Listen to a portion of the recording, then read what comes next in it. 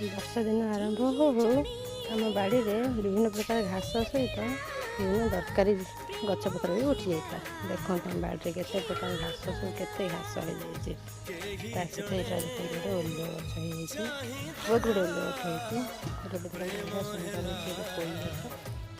ଆଉ ଦେଖିବି ଆମର ଦେଖନ୍ତୁ ବାଡ଼ିରେ ଘାସ ସହିତ ଗୋଟେ ତରଭୁଜ ଗଛ ହେଇଥିଲା।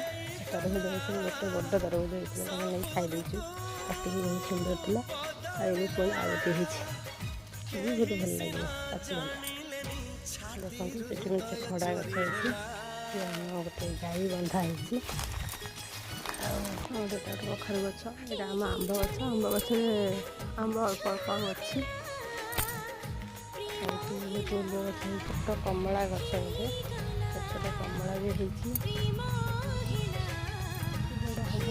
ଆଉ ଏକ ପିଜୁଳି ଗଛ,